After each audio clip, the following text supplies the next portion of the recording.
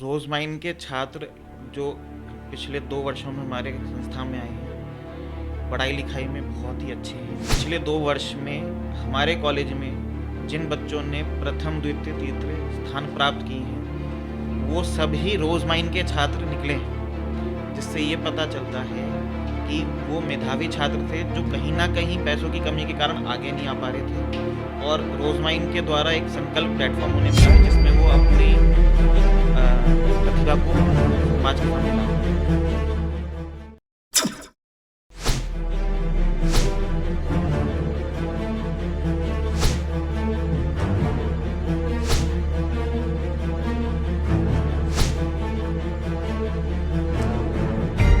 रोजमाइन Educational and Charitable trust के official channel पर चल रहा यह नया सीरीज जिसमें हम आपको दिखाते हैं रोजमाइन के बारे में कॉलेज के पदाधिकारी क्या ख्याल रखते हैं। इस सीरीज को आप बहुत प्यार दे रहे हैं, इसके लिए आप सभी का बहुत बहुत शुक्रिया।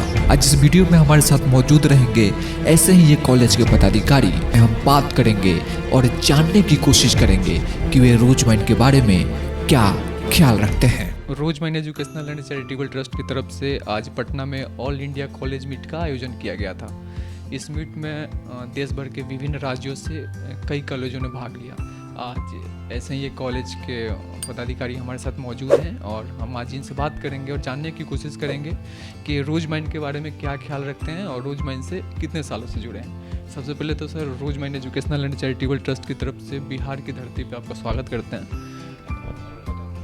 सर, मैं चाहूँगा कि आप एक बार अपने कॉलेज का नाम, अपना नाम खुद से हमारे दर्शकों को आप इंट्रोड्यूस करें। मेरा नाम हिमांशु सिंघल है। मैं सचिव हूँ Bhagwati institute of technology and science Ghaziabad का। हमारा कॉलेज सन 2008 में स्थापित किया गया था। हमने 13 साल पूरे किए हैं और पिछले विगत 3-4 वर्षों से हम स्टेट टॉपर्स देते आए हैं, जिसमें mechanical engineering, civil engineering, electrical engineering, computer science, MBA, BBA, BCA, BCom जैसे अलग अलग पाठ्यक्रम हमारे यहाँ पढ़ाए जाते हैं।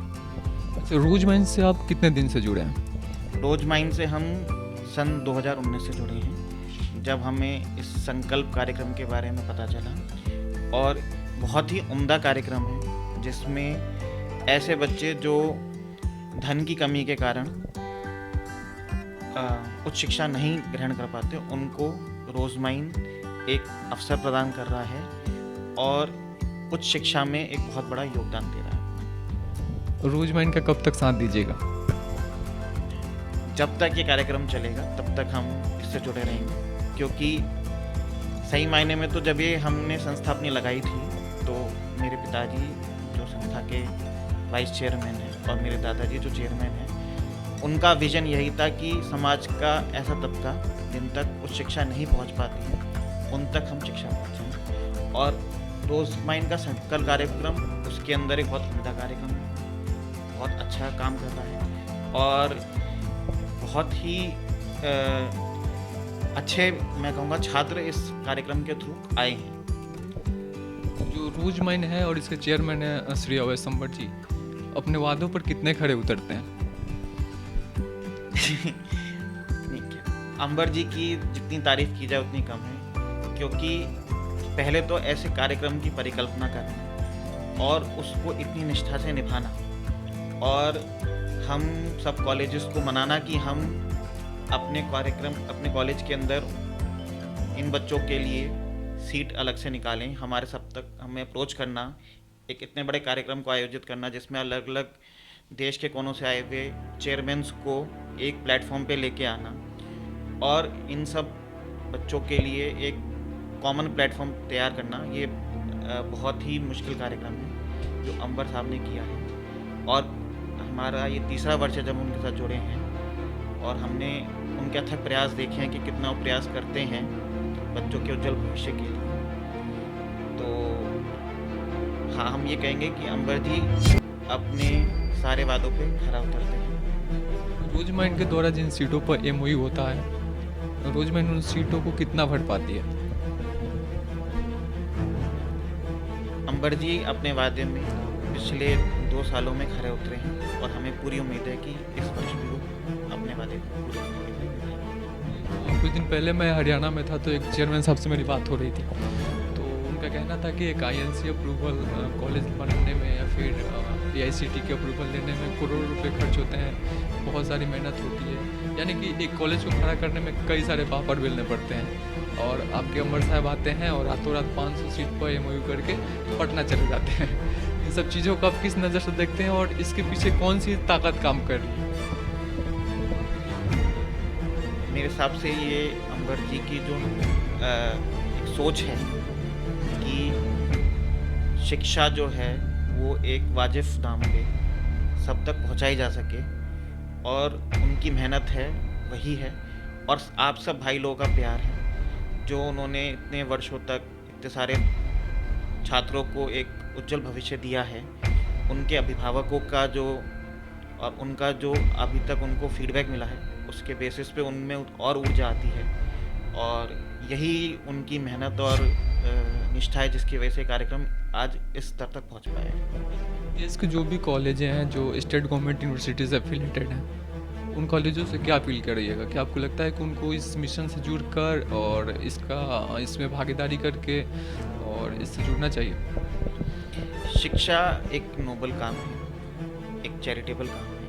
हम सब जितना शिक्षित समाज होगा उतना इस देश का विकास होगा, और मैं इस देश के सभी स्टेट यूनिवर्सिटी एफिलिएटेड कॉलेजेस से ये आग्रह करूँगा कि आइए आप इस संकल्प कार्यक्रम से जुड़िए, और एक बार जब इस कार्यक्रम से आप जुड़ेंगे तब आप इसकी अच्छाइयों को जान पाएंगे, और आप इससे इतना मन लुभाएंगे कि आप आगे और लोगों तक इस मैसेज को पहुंचाने के लिए अपने आप आग्रहित होंगे। एक सवाल मैं आपसे पूछना चाहूँगा, और शायद पहली बार किसी कॉलेज से सवाल पूछ रहा हूँ कि रोजमर्रा के जो छात्र होते हैं कॉलेज में गए हुए, कैसे होते हैं? कभी इनकी वजह से कोई समस्या आई हो, ऐसा कुछ भी आपका अनुभव रहा हो? रोजमाइन के छात्र जो पिछले 2 वर्षों में हमारे संस्था में आए हैं, पढ़ाई लिखाई में बहुत ही अच्छे हैं।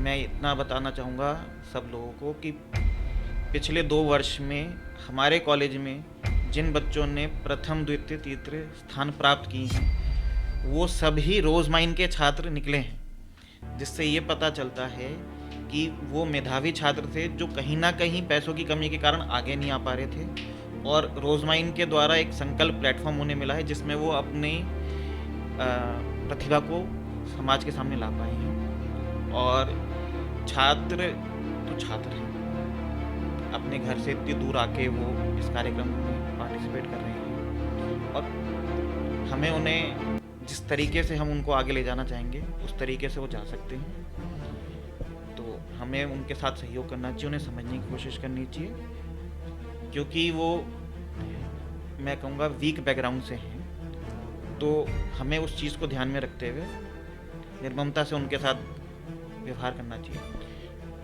जो रोजमर्रा के जो भी छात्र हैं या फिर जो लोग रोजमर्रा से जुड़ना चाहते हैं, जो नए लोग रोजमर्रा से जुड़ना चाहते हैं और जुड़ कर के इसका लाभ उठाना चाहते हैं, लेकिन कई बार क्या होता है कि मार्केट में ऐसा भ्रम फैला हुआ है कि जो बच्चे रोजमर्रा के माध्यम से कॉलेज जाएंगे तो उनको फर्स्ट ईयर तो फ़ी नहीं देना पड़ेगा, सेकेंड ईयर मान लीजिए नहीं देना पड़ता है, लेकिन थर्ड ईयर में डिग्री के बदले में कॉलेज उनसे पैसों की मांग कर सकता है। ऐसे कई सारे बच्चे हमसे सवाल भी करते हैं, उन बच्चों के लिए क्या कहिएगा? ये निराधार बातें हैं जो भ्रम प्रतिद्वंदियों द्वारा फैलाया गया है, जो एक सच कहीं से भी सच नहीं है। रोजमाइन संकल्प कार्यक्रम के अंदर छात्रों को केवल छात्रावास शुल्क देना होता है और यूनिवर्सिटी एग्जामिनेशन फ़ीस देनी होती है। उनको शिक्षा शुल्क नहीं देना होता है, ना तो उन्हें प्रथम वर्ष में देना है, ना द्वितीय वर्ष में देना है, ना तृतीय वर्ष में देना है, ना चतुर्थ वर्ष में देना है। उनके शिक्षा शुल्क की पूरी जिम्मेदारी रोजमाइन एजुकेशन ट्रस्ट द्वारा ली गई है, और वो ही उसे वहन कर रही है। छात्रों से ना तो कभी शिक्षा शुल्क मांगा गया है और ना ही आगे कभी मांगा जाएगा। अंतिम सवाल आपसे करना चाहूँगा कि कई बार ऐसा देखा गया है कि बिहार की किसी संस्था के साथ लोग काम करने से कतराते हैं। हालांकि बिहार का इतिहास काफ़ी स्वर्णिम रहा है, लेकिन बहुत सारे लोग कतराते हैं, बिहार के नाम से ही लोग डरते हैं, कहीं ना कहीं ऐसा इमेज बना हुआ है। इसके बावजूद भी रोजमर्रा के साथ आपने काम किया, सफ़र कैसा रहा इसका अब तक? रोजमाइन के साथ बहुत ही सुलभ सफ़र रहा है। ये बात आपकी सच है कि बिहार में कई लोगों ने लोगों के साथ छल किया है। और जैसे कहावत है ना, दूध का गला छाछ को भी फूंक फूंक के पीता है। इसलिए बिहार के नाम से लोग कतराते हैं। लेकिन मैं आप सबको बताना चाहूँगा कि रोजमाइन चैरिटेबल ट्रस्ट, उसके चेयरमैन आवेश मुखर्जी, और ये संकल्प कार्यक्रम कहीं से भी छलावा नहीं है और एक बहुत सुलभ कार्यक्रम है। इसके साथ सबको जुड़ना चाहिए और इस देश की सेवा में अपना सहयोग करना चाहिए। ये थे बीट से गाजियाबाद से एक पदाधिकारी कॉलेज के, जिनसे हम बात कर रहे थे और हमने जानने की कोशिश की कि रोजमैन के बारे में क्या ख्याल रखते हैं और रोजमैन के बारे में ये कौन सी बातें आप तक पहुंचा पा रहे हैं। हमसे जुड़ने के लिए सर आपका बहुत बहुत शुक्रिया।